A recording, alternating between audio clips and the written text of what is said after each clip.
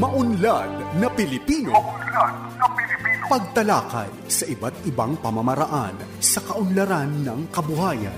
Maunlad na Pilipino sa 702 DZAS Radyo TV, Agapay ng Sambayanan. Ako po si Ginoong Jose Obligasyon ng Joros Farm. Matatagpuan po sa Purok No. 5, Ligao City, Albay. Makinig po kayo sa Maunlad na Pilipino radio program ng Department of Agriculture dito lamang sa 702 DZAS. Suportahan po natin ang magsasakang Pilipino at mangingisda. Ella Arsiaga. Para sa Maunlad na Pilipino sa 702 DZAS FEBC Radio TV, Agapay ng Sambayanan. Gumigising ng maaga, panibagong hamon sa'kin ng araw na to. Magsusumikap at nangangarap para lamang sa inyo. Muli magandang araw mga ka-agri. Ito po ulit ang Maunlad na Pilipino kung saan hatid namin sa inyo ang mga kaalaman, balita at talakayan na ikot syempre sa sektor ng agrikultura.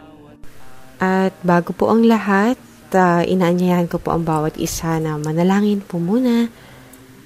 Panginoon, Ikaw ang pinagmumula ng lahat ng aming mga pangangailangan. Basbasan mo po kami ng sapat na biyayang pinansyal upang matugunan namin ang aming mga tungkulin at makatulong din sa iba. Lord, turuan mo po kami maging tapat at maayos na tagapamahala ng mga pagpapalang ibinigay mo sa bawat kakulangan. Lord, ipaalala mo po na Ikaw ang aming tunay na kasapatan. Tinataas ka namin, as always po, ang simula kabuuan hanggang napag ng programang ito. Ito po ang aming dalangin sa matamis sa pangalan ng inyong anak. Amen. At para sa salita ng karunungan, kapag marunong kang makinig, mas marami kang mauunawaan. Magandang umaga po. Po si Ella Arsiaga. Ngayon po ay araw ng Sabado, 15 sa buwan ng Nobyembre, taong 2025. And of course, we're so happy to welcome you sa Season 7, Episode 46 ng Maunlad na Pilipino dito sa 702 DZAS FEBC Radio TV, Agapay ng Sambayanan. Sa mga kakatunin pa lang po, pwede niyo po ba kaming tulungan ma-check? Accessible po tayo via online streaming ng po natin, website sa dzas.febc.ph. Ganyan din po sa pamamagitan ng Facebook sa 702 DZAS FEBC Radio TV Facebook page. And of course, syempre, hindi po mawala sa dalapitan 702 po tayo sa AM band. Hello po sa mga may-ari po ng kanila mga personal missionary or PM radios. Magandang umaga po sa ating lahat. And syempre po, magbabasa tayo ng ilang mga comments po natin. Actually, as much as possible, no, sa bahagi ito, lahat siguro. And pinangunahan po ni Ma'am Helen Arellano. Ma'am Helen, good morning po. Nakakalungkot ang nangyari sa ilang bahagi ng Cebu. Nawa nakabangon po sila at matulungan ng government ang mga private sector. At ayan na nga po yung atin pong naranasang super typhoon na thank you Lord sa pag-create po sa Sierra Madre at sa lahat po ng mga yamang lupa na nagpoprotekta po sa mga tao against sa natural na daloy ng panahon, lalo na ngayon, no? Medyo kumbaga sa humorous way of putting it, naghahabol po ng alpabeto ang ating mga kabagyuhan sa bansa at kayo po, Panginoon, ang talagang nagpapahupa ng mga bagay-bagay more than sa mga pag-unawa po ng tao ay beyond talaga siya sa sa kaya namin isipin, Lord, kung gaano ka lawak ang inyong kapangyarihan sa lahat na nangyayari na hindi pabor. Kasi syempre po kung tumuloy po yung super typhoon talaga na gano'n na walang nakikita mo may visuals na na magsusuporta po. Anyway, I digress. Bumabati pa rin po ng magandang umaga sa ating mga tagapakinig, mga taga-subaybay, mga taga-suporta po ng ating programa. Tunay na maganda ang organic agriculture. Dagdag pa po ni Ma'am Helen, maganda ang programa. God bless us. Thank you so much po. At good morning po Ma'am Marlu de Osera. Okay. Hindi nakapakinig on time. Sana po ngayon, nakapakinig na kayo on time para napaka, po ng inyong gising. Kulang, kumbaga, kapag hindi na umpisahan ng Maunlad na Pilipino tuwing Sabado po ng umaga. Ayun, thank you, Ram, sa pagpapagamit ng iyong account sa iyong mother dear para makapakinig siya na ang on time. Ayun nga po, no? So, God is good all the time. Wonderful and winnable Saturday morning, everyone. Wala po yan kay Sir Ronald Young. At bumabati pa rin po si Ma'am Marilu. Yan, good morning po mga ka-MNP. Nawa, ingatan ng Diyos ang bawat isa sa lahat ng pagkakataon. Ang Diyos, ang ating kakapitan. Tama po. God bless sa ating lahat. Wala naman po kay Ross sa Arigin. Magandang umaga po mga ka-MNP. Ingat po tayong lahat. Sa Panginoon tayo magtiwala at manalig. Amen. At good morning po kay Ma'am Leonida Tela sa Cada Rubio. Good Saturday morning po Ma'am Ella Arsiaga at sa lahat ng listeners ng Maunlad na Pilipino. Patuloy na prayers po na gabayan yung mga bagyo away sa kung saan ito may kumbaga sisingiling buhay. Ayaw po natin yun. At syempre sa kalakasan po ni Lord, sabi nga po ni Ma'am Leonida, in Jesus' mighty name, Amen. At ito ay malulusaw. Good morning din po kay Sir Epifanio Salvador, na mahilig po mag-share ng ating episode all Saturdays. Na siya po ay nakakapakinig, which is almost lahat. Actually, lahat po, parang wala po yatang absent sa ating mga, para po tayo nag-attendance, no? Parang ngayon ko lang naisip, para po tayo nag-attendance. Bumabati rin po si Ma'am Leonida ng happy birthday sa balae niya na si Delia Siscar noong November 11. So, God bless po sa ating lahat. Good morning din po kay Ma'am Malu Manahan, Jessica Jeng, Ma'am Liwayway Atienza, Erminia Vasquez de Robles, Jennifer Arili Cristalino sa Tingin, Evangeline Manggubat, magandang umaga sa inyo. Good morning, Ma'am Dulce Alicante na nag-iwan na kanyang mensahe. Magandang araw, Miss Ella, at sa ating mga magsasaka at mga isda. Ingat po. At mula kay Ma'am Nora Cancela, good morning po Maunlad na Pilipino. God bless po. Thank you so much po sa inyong lahat. At ngayon nga po, no, kasi bilang bahagi po na ang pagsa-celebrate ng buwan ng Nobyembre bilang Organic Agriculture Month, atin pong kilalanin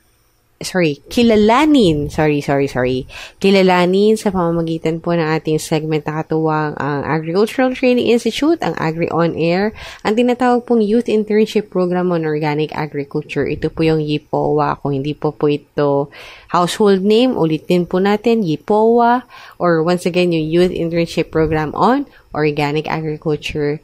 At ito'y palaliwanag ni acting CDMS Chief ng ADI-RTC 9 sa regional office po nila sa Balintawak, Pagadian City. Walang iba kundi si Ma'am Gloan and Darunday. Yun, so bukod po sa YIPOA, tunghayan din natin ang Regions on the Go, Unlad Komunidad, katuwang po natin siya ng DA Philippine Rural Development Project. Kilalanin pa sila sa pamamagitan ng kanilang segment na once again, Unlad Komunidad. Ano ba ang latest sa kanilang program? At ang ating agri-trivia segment din po hindi papahuli, no? So para po sa every episode na hatid namin sa inyo, ay may uwi po tayong bagong kaalaman. So once again, yan po ang batid ba ninyo hatid sa atin ni Ma'am Ira Cruz. At syempre, isang oras po yan na hitik na sa impormasyong ugnay sa agrikultura. At ayun nga po, nais ko lang magpasalamat kay Lord for another birthday po na nakaamba. Happy birthday to me sa darating pong 17 na Nobyembre. Lord, thank you po sa buhay na ito. Salamat po sa lahat ng biyaya na ipinagkaloob at patuloy pang ipagkakaloob. Amen. Maunlad na Pilipino sa 702 DZAS Radyo TV, Agapay ng Sambayanan.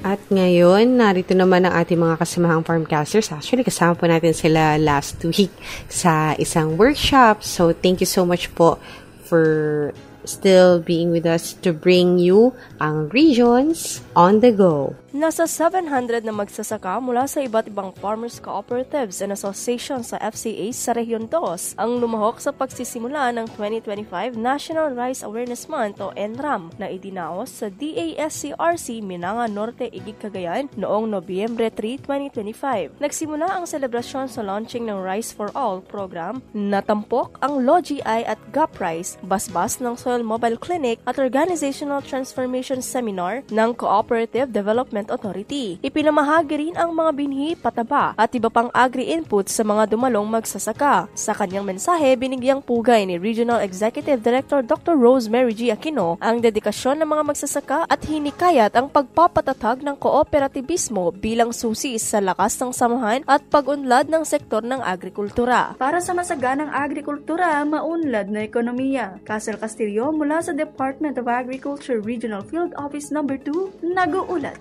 DA4A nakipaghuntahan sa mga magsasaka ng Atimonan. Aktibong nakilahok ang 120 magsasaka mula sa bayan ng Atimonan, Quezon sa isinagawang huntahan sa kanayunan ng Department of Agriculture for Calabarzon noong ika-6 ng Nobyembre 2025. Ang pagtitipon ay inisyatibo ng lokal na pamahalaan ng Atimonan at naging bahagi ng serye ng aktibidad ng Regional Agriculture and Fisheries Information Section upang maiparating sa mga magsasaka ang mga programa, proyekto at serbisyo ng kagawaran. Sa naturang huntahan, nagkaroon ng pagkakataon ng mga magsasaka na maiparating ang kanilang mga katanungan at pangangailangan hinggil sa mga programa ng kagawaran, kabilang ang paglahok sa clustering, pagkuha ng mga interbensyon tulad ng binhi, abono at makinarya at ang proseso ng akreditasyon bilang civil society organization at pagpaparehistro sa registry system for basic sectors in agriculture o RSBSA.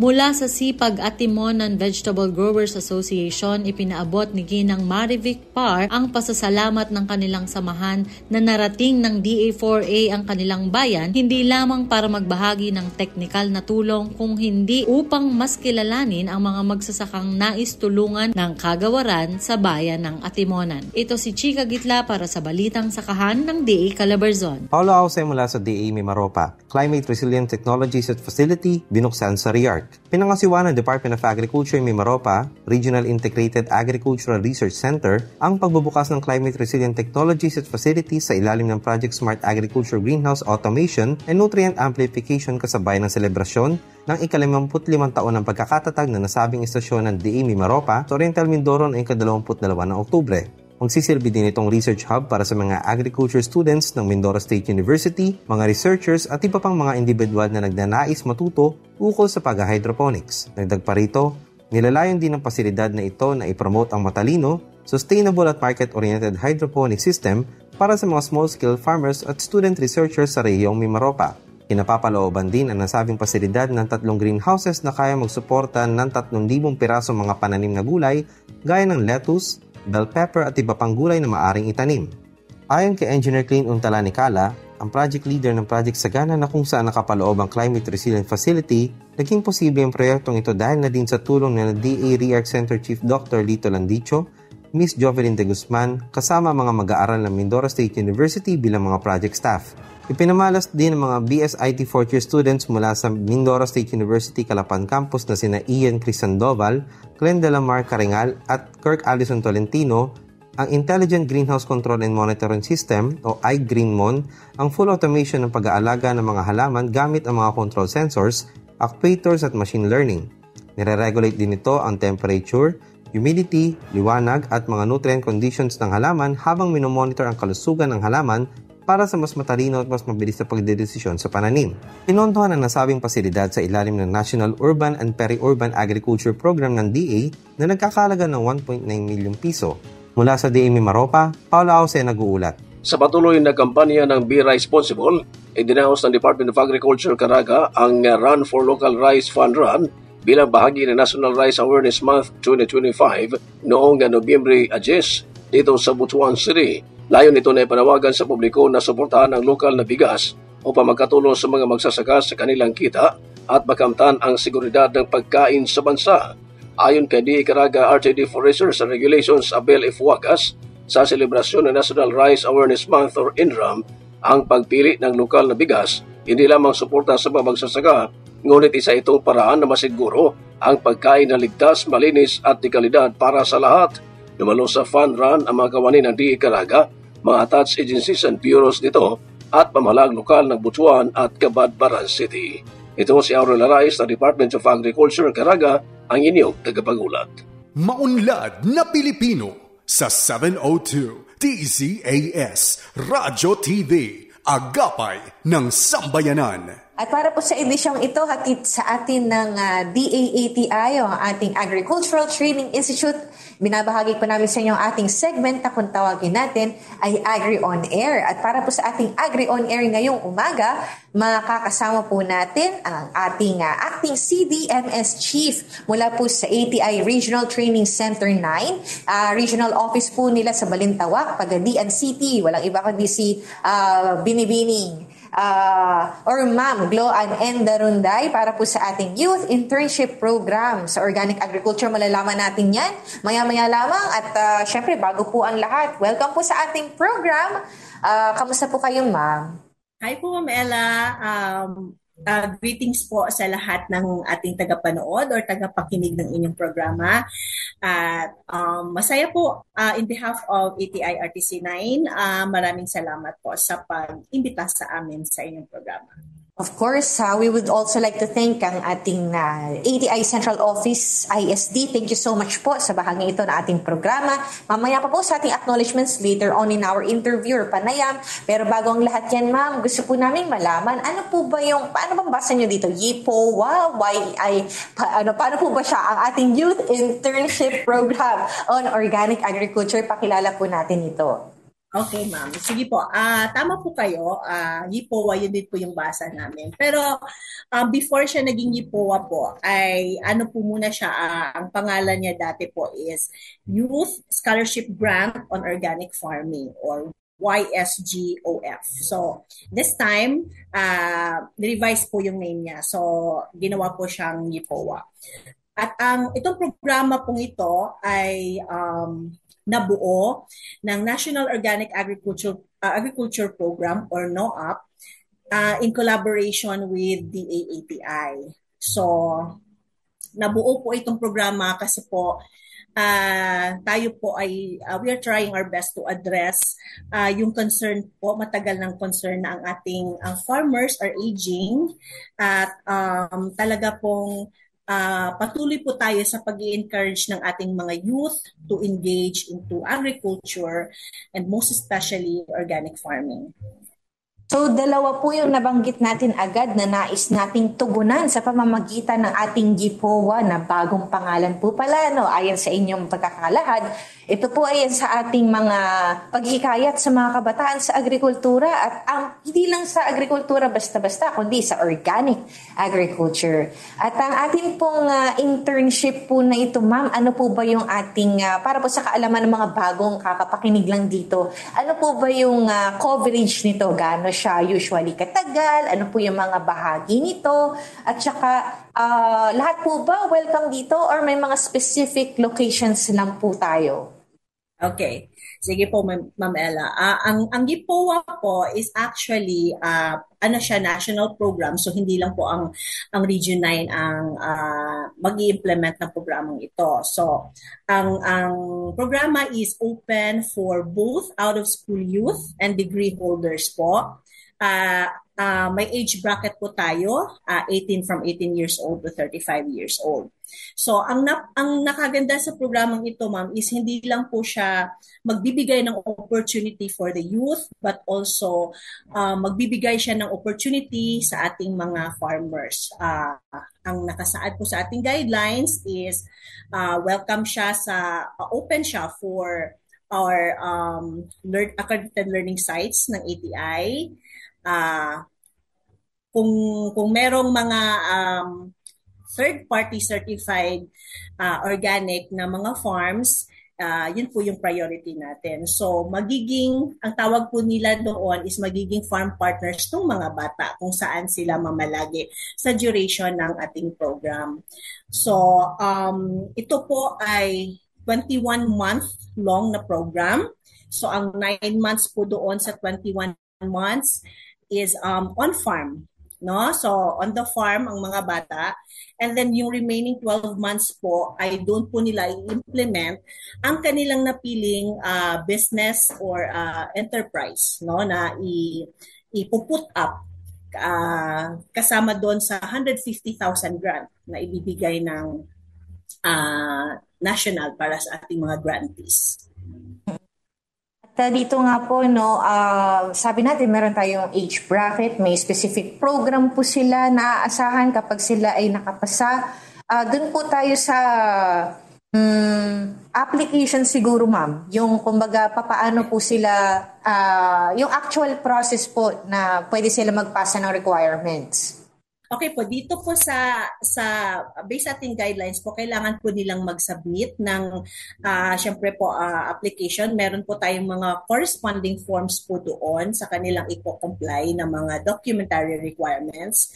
So meron po tayong deadline at dito po sa Region 9, at tatanggapin po namin ang lahat ng applications both for the young farmers and the farm partners up to February 16. So, hanggang Friday lang po kami tatanggap ng mga applications. So, after po doon, magko-convene po ang Regional Screening and Selection Committee or RSSC para po mag-shortlisting, no? Pipiliin po natin yung mga pinakakarapat-dapat po na mga grantees or and farm partners po para sa ating programa.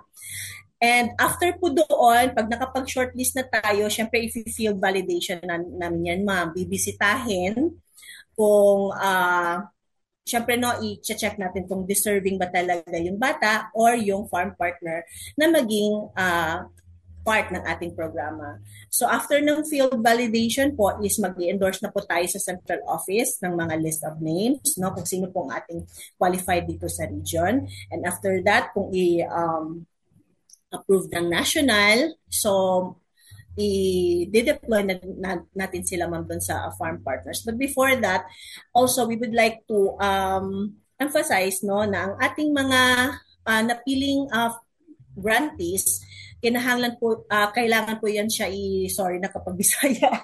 Kailangan po siyang cross-match po. Syempre pag halimbawa ang gusto ng bata is on organic vegetable production, so ipa-partner po natin siya sa farm partner na who is into organic farming, organic vegetable production. So kung napili naman ng bata is organic swine production, so doon din po siya sa farm na meron pong organic swine production. So yun po, i-cross-match po natin siya. Hindi po tayo basta-basta nilang mag-iwan ng mga bata. Dapat po match po yung interest ng grantee at saka ng farm partner po para maturuan at matuto talaga.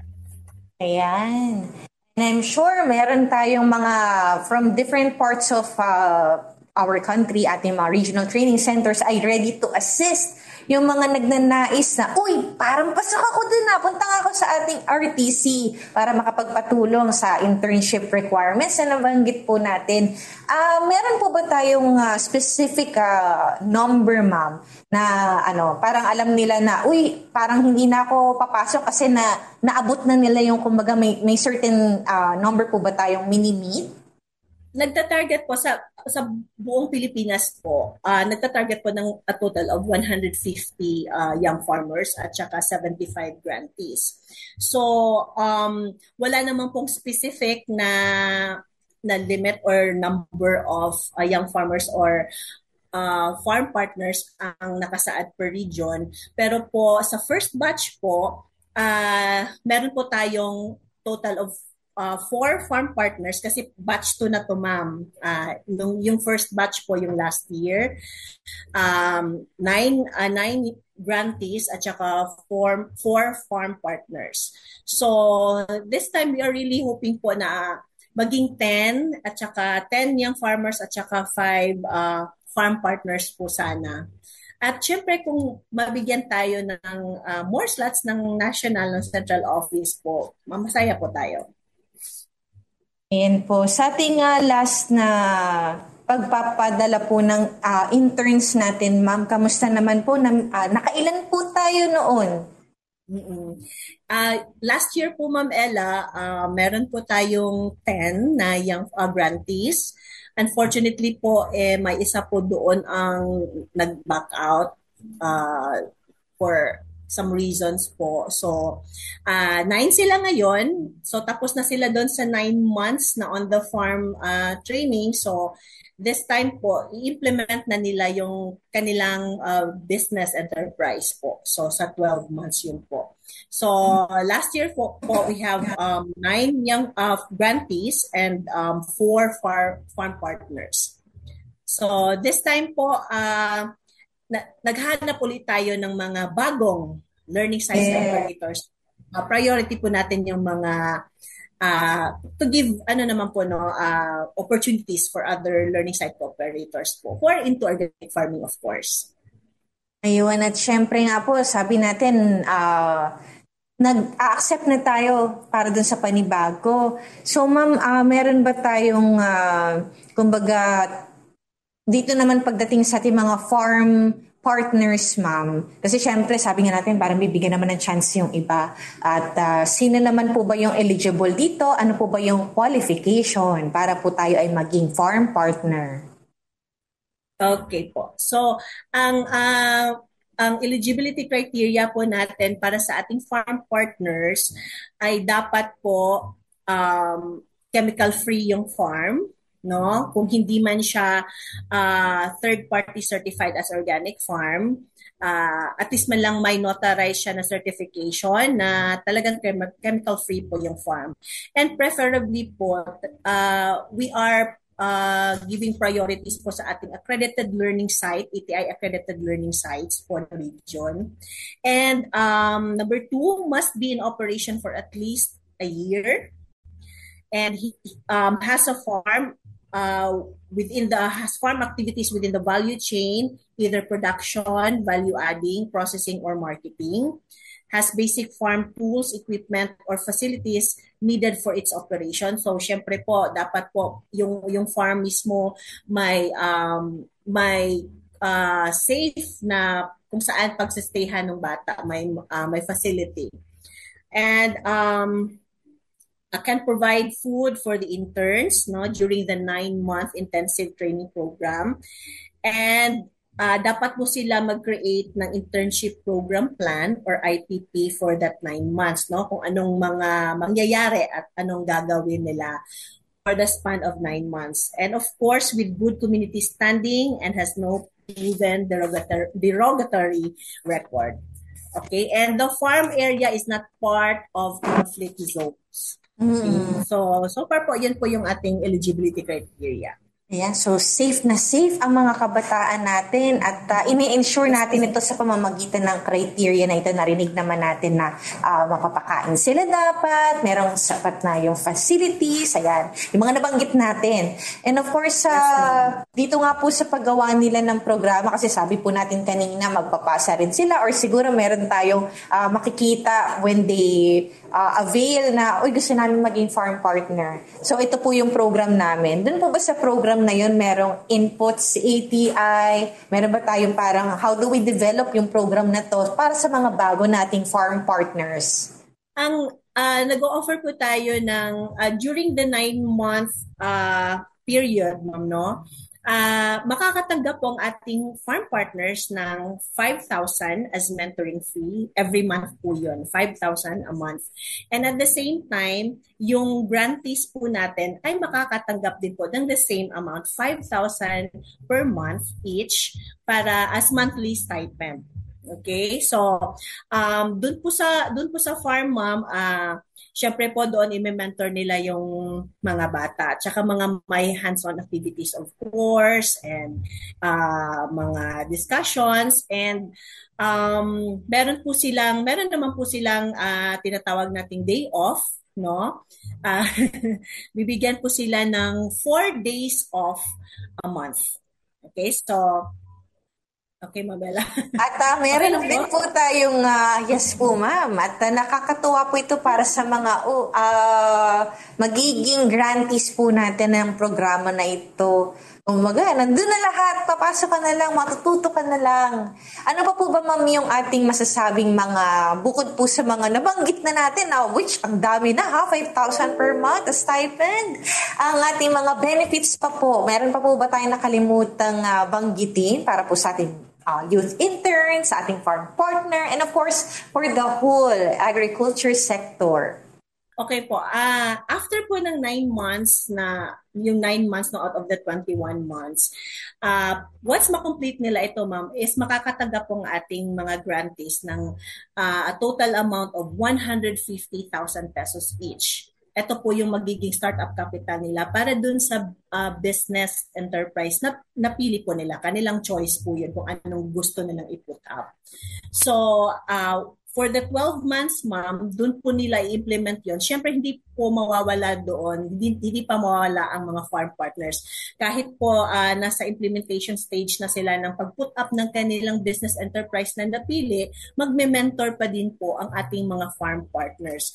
And siyempre po, to motivate them to really implement well the business enterprise with their 150,000, meron po tayong kumbaga reward doon sa mapili na kung ma-implement nila ng mabuti, may reward po sila na matatanggap siya ang grantee at saka yung farm partner. 100 incentive po siya, no, amounting to 120,000, that is additional dun sa 150, 120,000 for the grantee and 60,000 pesos po sa farm partner. So, yun po. Ayun nga po, no? So, sa ating mga tagapakinig, so far po, kung kayo'y kaka-tune in lang, ang pinag-uusapan po namin ay tungkol sa Youth Internship Program on Organic Agriculture. So, ayun nga po, sana balikan niyo po yung kabuuan ng ating interview. Pero kung hindi man makatch up, ma'am, saan pa po ba sila makakakuha ng additional information? Kung meron pa silang mga katanungan with regards to this topic? Yes po.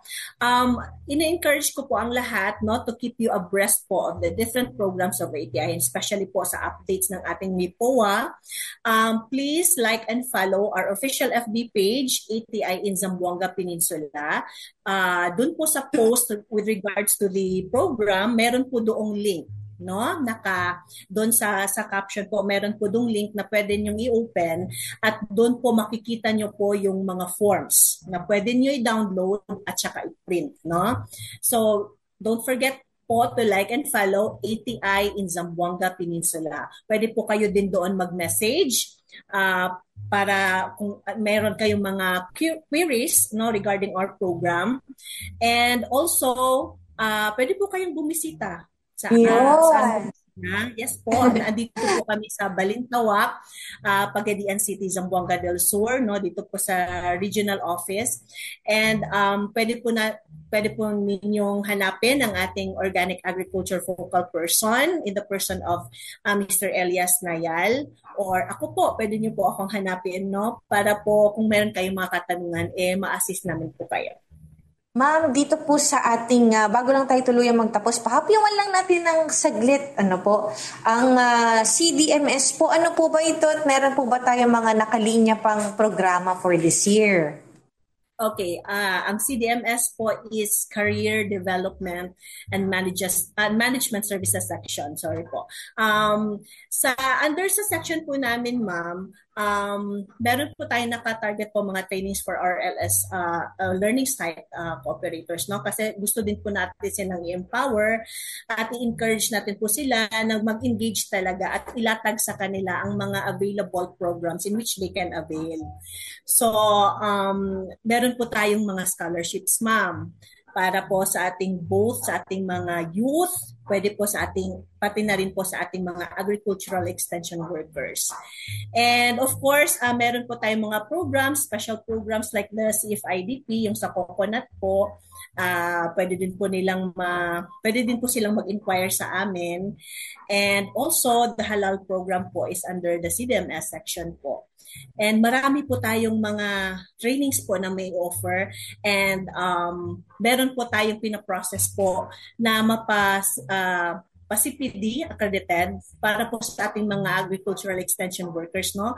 Para kasi madami silang naghahanap, ma'am, ng points, CPD points, para po sa pag-renew ng kanilang lisensya. Ayun naman pala. Maraming salamat po sa ating CDMS. At syempre po, hindi po namin kayo pakakawalan. Meron po ba kayong maikling mensahe po para sa ating mga tagapakinig, lalo na po sa mga kababayan natin dyan sa buong Zamboanga Peninsula? Okay po. So, sa ating mga kabataan at mga farm cooperators po sa Zamboanga Peninsula, including po our agricultural extension workers, in-encourage ko po kayo, pwede po kayong humabol pa sa pag-submit ng inyong application. Sana po ang ating mga LGUs, ang mga agricultural extension workers ng ating mga LGUs, tulungan po ninyo ang mga potential na mga kabataan po sa inyong area para po mag-apply, i-encourage nyo mag-apply sa ating programa, ang YIPOA, and also po sa ating mga learning site operators, especially those who are into organic farming. Please po contact us or visit our office para po mag-guide po namin kayo doon po sa pag-apply po para maging kasama po kayo hopefully sa ating internship program under organic agriculture. Ayan, at para po sa YIPOA, nakilala din po natin ng saglit ang kanilang opisinang tanggapan ng CDMS. Ay nagpapasalamat po kami itong Agri On Air. Kasama po natin si Ma'am Gloan Endarunday, ang acting CDMS chief po mula sa ATI RTC 9, Balintawak, Pagadian City. Maraming salamat po. Thank you, Ma'am Ella, and have a nice day.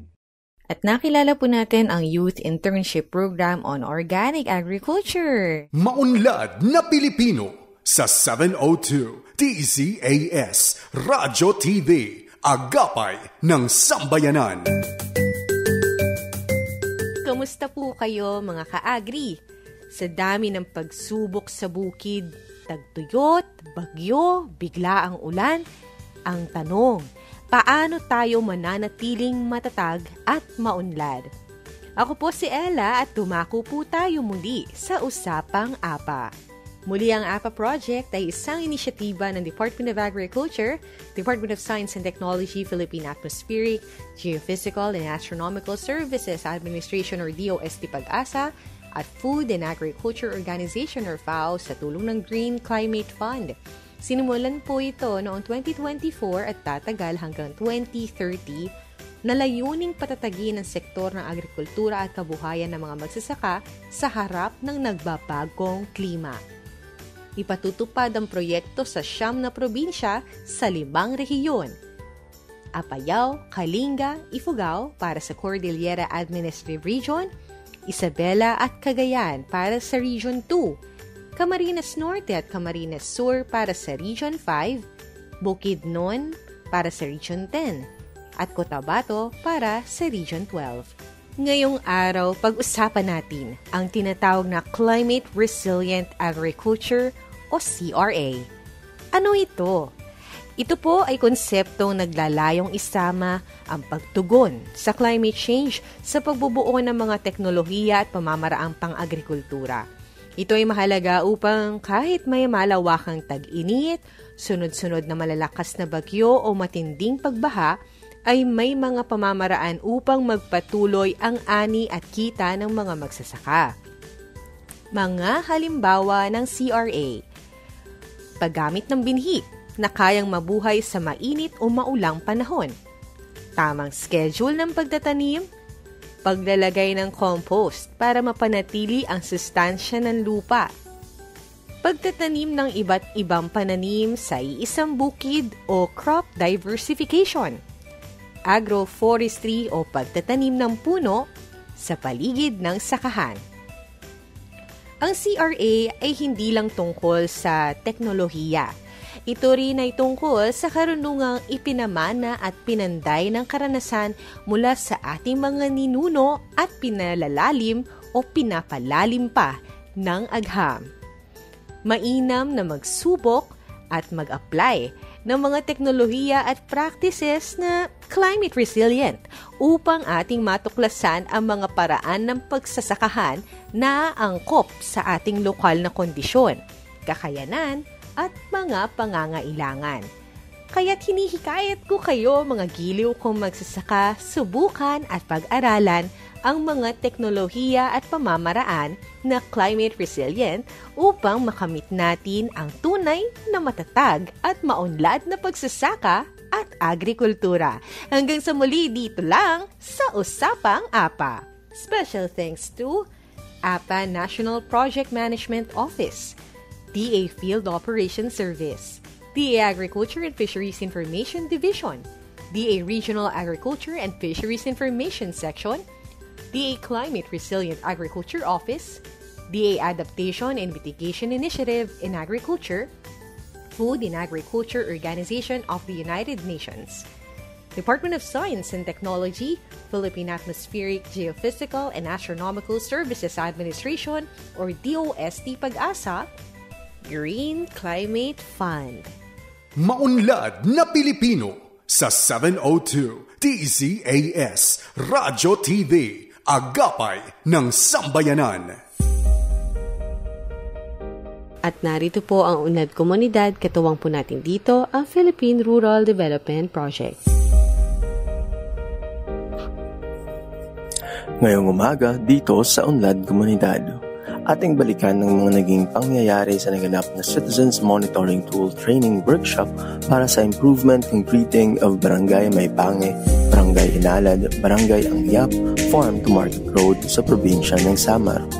Ang nasasabing daan ay proyekto ng Department of Agriculture, Philippine Rural Development Project o DAPRDP.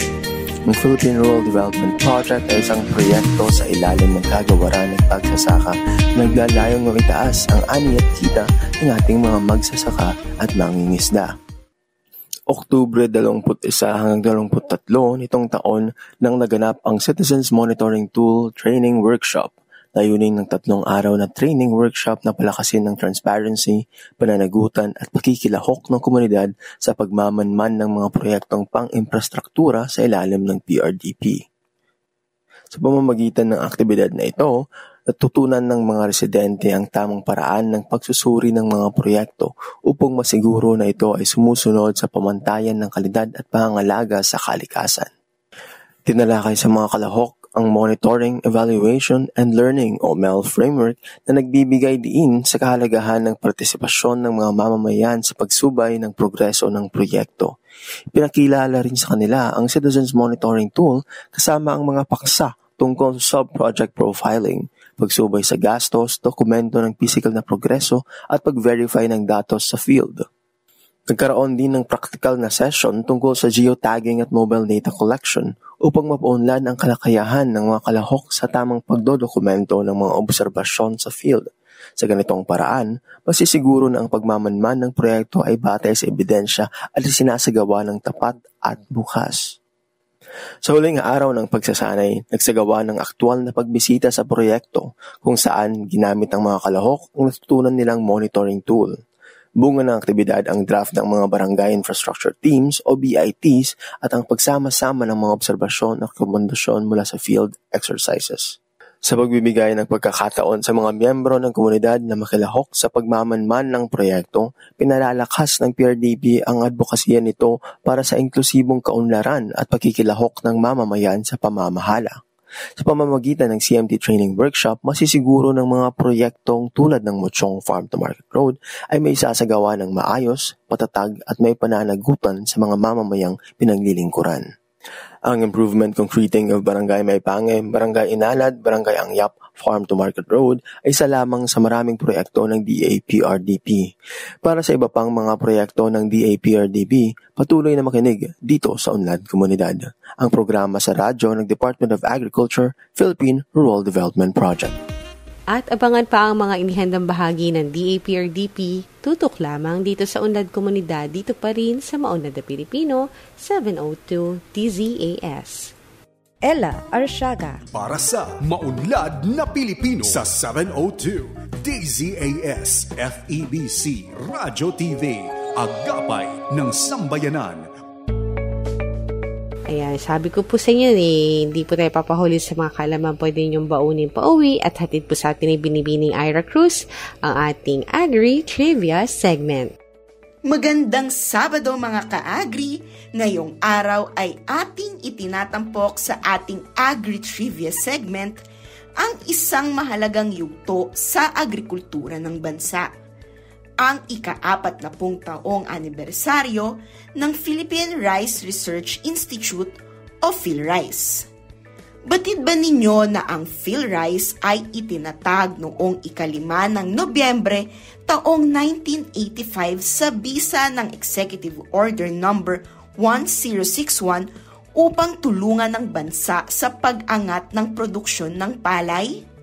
Ngayon, sa loob ng 4 na dekada, higit sa 100 rice varieties ang naipamahagi na sa iba't ibang major ecosystems, katulad ng mula sa irrigated lowlands hanggang sa rain-fed, flood-prone at saline-prone na lupa. Bago pa man itatag ang PhilRice, alam ba ninyo na ang karaniwang ani ay nasa pagitan ng 1.86 hanggang 2.66 tonelada bawat ektarya mula 1974 hanggang 1984? Ngayon naman, sa tulong ng mga makabagong teknolohiya at binhi, naitala ang pinakamataas na anihan ng bigas sa kasaysayan ng bansa na 20.065 milyong tonelada noong 2023. Ang PhilRice ay hindi lamang naglilimita sa pag-aaral ng bagong varieties. Sa nakaraang 40 taon ay nakabuo rin ito ng higit sa 80 technologies, mga makabagong kagamitan, digital tools, integrated crop management systems na nakatulong sa mga magsasaka na maging mas produktibo at makaahon sa hamon ng pagbabago ng klima.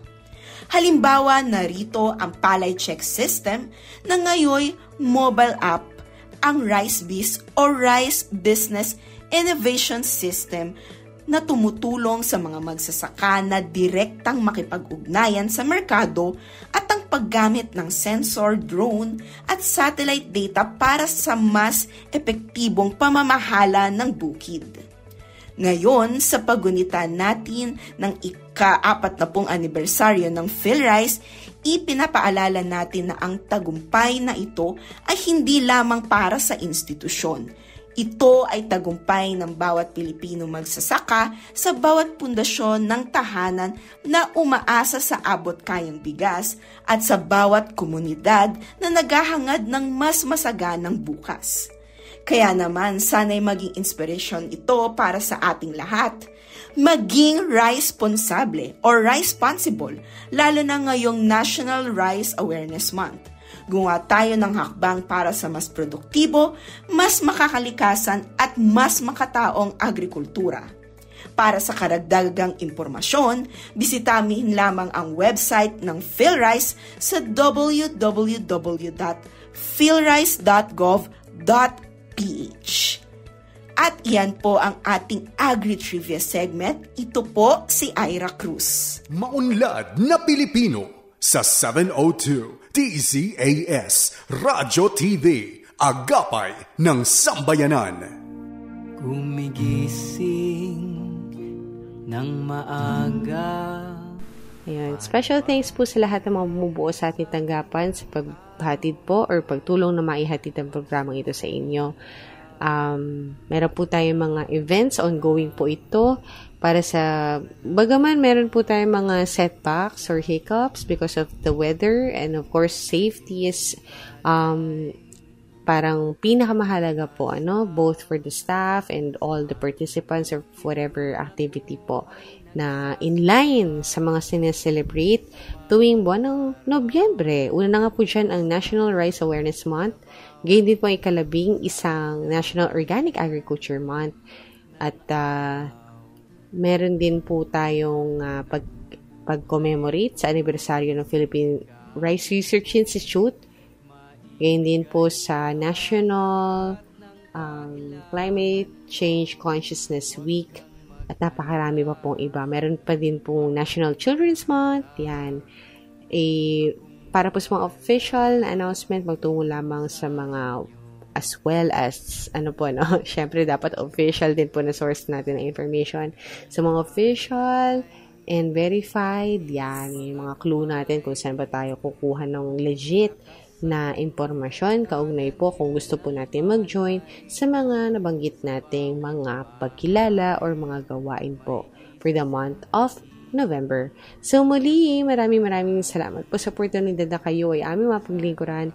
Ang Maunlad na Pilipino ay programang pang-radyo na hatid sa inyo ng Department of Agriculture, Agriculture and Fisheries Information Division.